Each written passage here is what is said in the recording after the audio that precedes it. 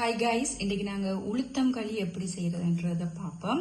இது மிகவும் சத்தான ஒரு உணவு.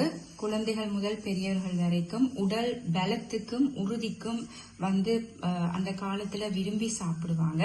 அதுக்கு நான் ஒரு கப் உளுந்து மா எடுத்திருக்கேன். இது கருத்த உளுந்த வறுத்துட்டு அதை பவுடர் பண்ணி எடுத்த மா. அடுத்தது அதுக்கு நான் 2 கப் தேங்காய் பால், 1 கப் உளுந்துக்கு 2 கப் தேங்காய் பால் எடுத்திருக்கிறேன். தேவையான அளவு சீனி, அடுத்தது தேவையான அளவு உப்பு. நீங்க உங்கள்ட்ட நட்ஸ் எதுவும் இருந்தா நீங்க அதை போட்டீங்கன்னா குழந்தைகள் அதை விரும்பி சாப்பிடுவாங்க. இப்ப வாங்க பார்ப்போம் நாங்க எப்படி இந்த களியை நாங்க செய்யறதுண்டு. நாங்க இந்த உளுத்த மாவை ஒரு சட்டியில போட்டுட்டு அதுக்கு நான் முதல்ல 1 கப் தண்ணி ஊற்ற போறேன். முதல்ல 1 கப் தண்ணியை விட்டு நாங்கள் அதை நல்லா விஸ்க் பண்ணணும்.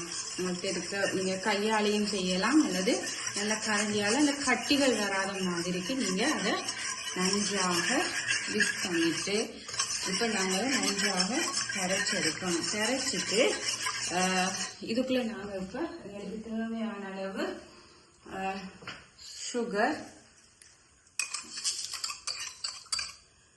தேவையான அளவு சீனி மற்றும் தேவையான அளவு உப்பு, தேவையான அளவு உப்பை நான் ஆட் பண்ண போறேன். ஆட் பண்ணி இதை நாங்கள் எங்களோட ஸ்டவ்வை ஆன் பண்ணுறோம்.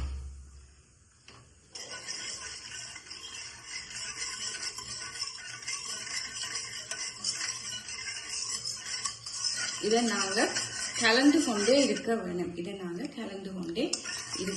விடாம நாங்கள் கலந்து கொண்டு இருக்க வேண்டும்.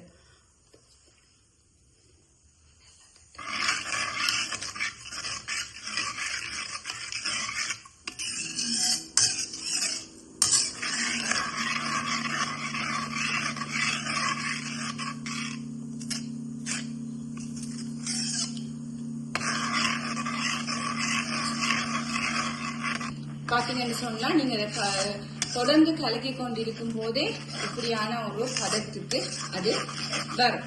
அந்த நேரத்துல நாங்க என்ன செய்ய வேணும்னா, நாங்க எடுத்து வச்சிருக்கிற தேங்காய் பாலை அதுல ஆட் பண்ண வேண்டும்.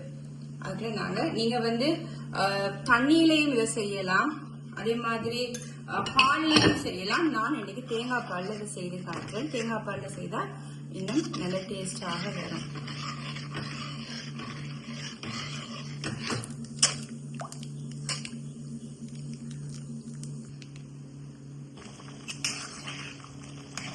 இப்ப பார்த்தோம்னா இது கொதிச்சு கொண்டு இருக்குது.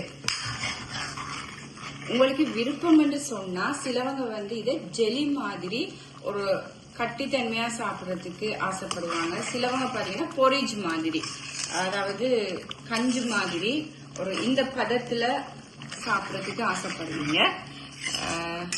அதுக்கேற்ற மாதிரி நாங்க இதை தயாரித்து கொள்ளலாம். நாங்க இப்ப இந்த பதத்துல நாங்க வெட்டி வச்சிருக்கிற எங்களுடைய நட்ஸ், நான் பாதாம் சீட்ஸ் வச்சிருக்கேன். நாங்க அந்த நட்ஸ் அதுக்குள்ள சேர்த்து கொள்ளலாம்.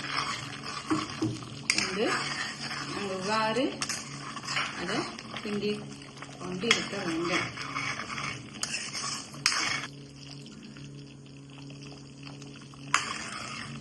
இப்ப இந்த பதம் வந்தோன்னா இது எந்த சின்னவங்களுக்கு இந்த பதத்துல இதை சாப்பிடுறதுதான் அவங்களுக்கு விருப்பம். அதனால இந்த பதத்துல நாங்க இத அடுப்பு ஆஃப் பண்ணிட்டு இதை நாங்க இப்ப சர்வ் பண்ணி கொள்ளலாம்.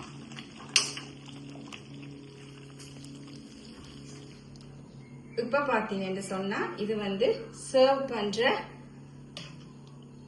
பதத்துக்கு வந்துட்டது. இப்ப நாங்க இத ஒரு டிஷ்ல சர்வ் பண்ணி கொள்ளுவோம்.